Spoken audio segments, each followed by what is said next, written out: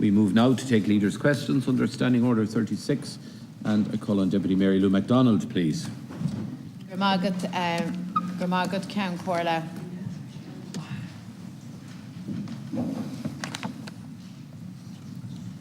So Karen Omid Jagumsa.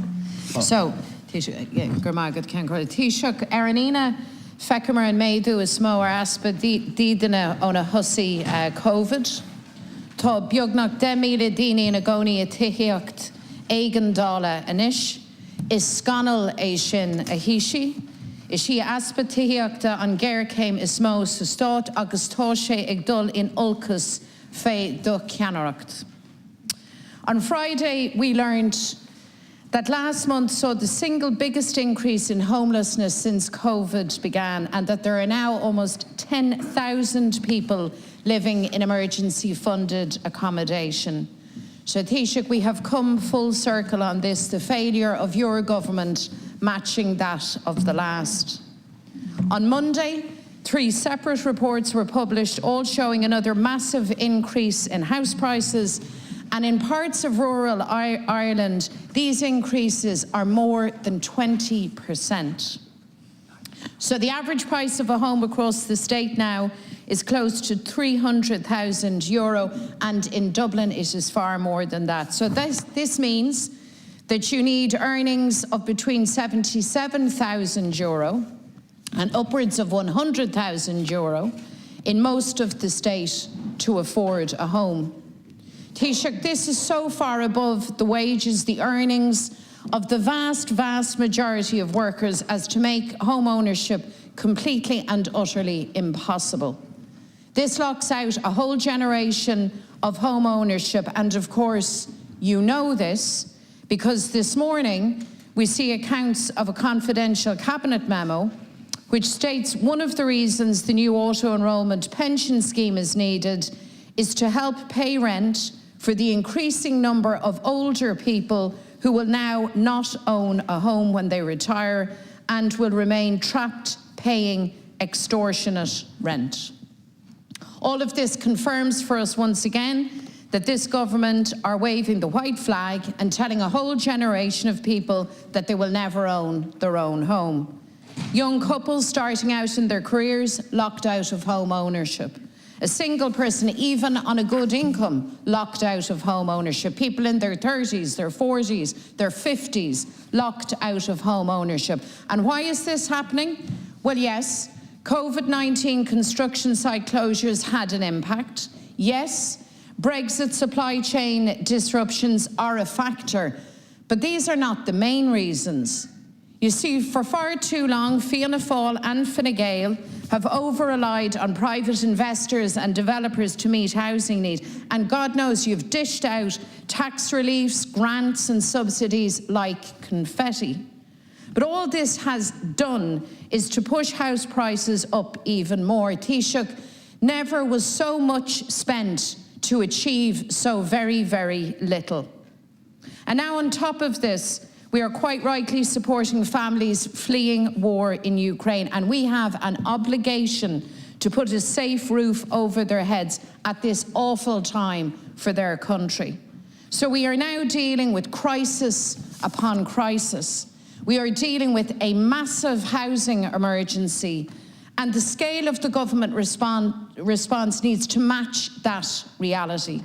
So my question for you, Taoiseach, is what are you going to do? Because it is unconscionable to blindly continue with policies that are so clearly failing, and the evidence of this failure is clear to be seen every single day. First of all, I've repeatedly said in this House, and since I became Taoiseach, that housing remains the most serious social issue and crisis facing our country. And clearly, as you have acknowledged yourself, the last 2 years have been very difficult in house construction because of 2 significant lockdowns. But putting that to one side, from our perspective, access to housing is fundamental. Both social housing, affordable housing, and a variety of housing types that will meet the needs of a modern society. I believe in home ownership. I'm not so sure that you do. or that your party does, because you have opposed every measure to do with affordability. 29,000 people benefited from the Help to Buy scheme. You've opposed it resolutely since its inception. On shared equity, you play a double game. You actually sneakily vote for it in the end, despite all your ranting and raving about it, and Deputy O'Brien and so on. So he opposes shared equity, allegedly, but ends up voting for it when it came to the House. I look at your policies on affordability. I don't see any coherent policy of substance in terms of people owning their own homes. In terms of your own affordable housing scheme, for example, it's very clear that the people will not end up owning their homes. It's threadbare, and you lack substance in your housing policy. I saw it this morning again, another kind of manufactured attack on the shared equity scheme, putting out the old slogan that somehow the government is looking after the banks versus those who would end up owning homes as a result of a shared equity scheme. The old kind of sloganeering, it's about slogans, not substance, all of the time in terms of housing policy. The government is putting $4 billion per annum. There's been 30-odd thousand commencements last year. We only completed 20,000 in 2021 because of the impact of COVID. But we're now looking at a much better situation for 2022. But that said, we will need consistently over the next decade about 35,000 new houses per annum. But I get the sense from your own real position, you hate the banks, you hate builders, you hate private home ownership, it seems to me, because every time a proposal comes for a mixed type of housing, be it private, public, or whatever, you oppose it on the grounds it has to be 100% public in public lands and nothing else, and everything else gets pushed out. I don't know how you think we're going to get houses built without builders, without finance. The government is putting up $4 billion, but we will also need private sector finance. We will need public housing, and we're committed to 12,000 social houses next year, 9,000 of which will be direct builds. We do believe there's a need for private sector rental as well. You seem to be, anything to do with small landlords or whatever, you oppose and you undermine. You undermine the whole area of private finance because you don't think it's a viable proposition, and you think it should be taken out of the housing market.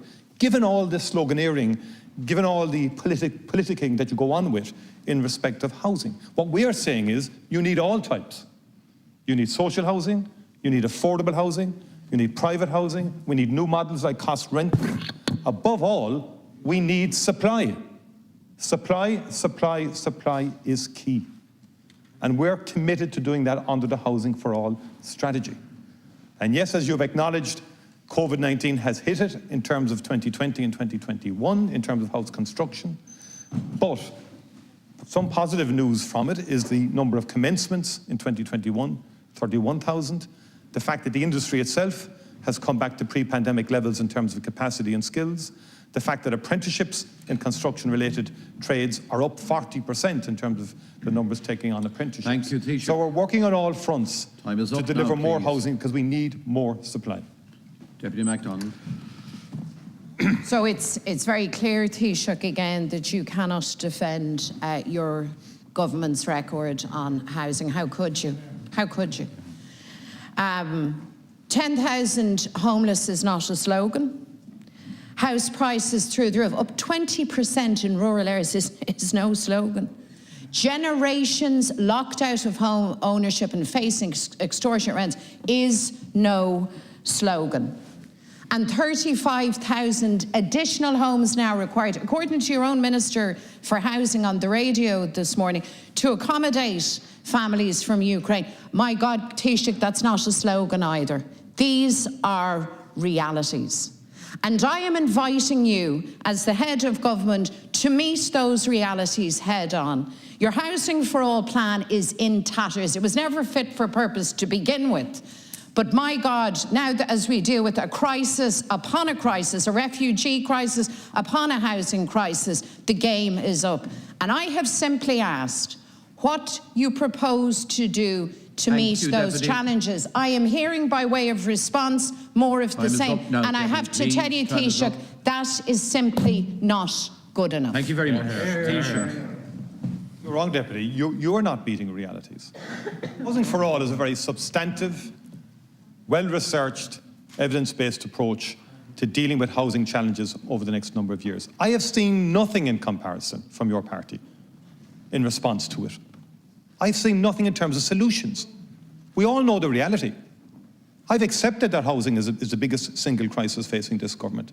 And it is something that we are determined to deal with the reality of that.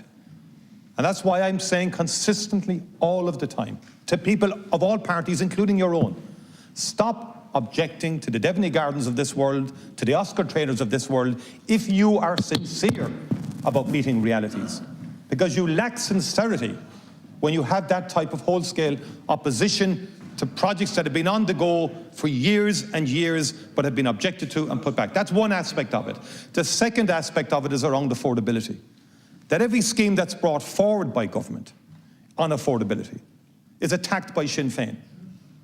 You end up voting for it, Deputy O'Brien, sneakily at the end of the process, but you do that anyway. That's the hypocrisy that's become your hallmark in terms of housing policy. But the point, these are political. These are not personal. These are political points I'm making. I'm sorry. I want solutions from you, Deputy. I want solutions from you that meet the realities in terms of house building and house supply. And we're determined to go on. We're going to spend $4 billion this year. We're going to continue on a prolonged, consistent social house building programme, the likes of which have not been seen before. We're not going to be deflected from that, and we're going to work on our affordability as well. Thank you, Taoiseach. Could we restore a little order, please?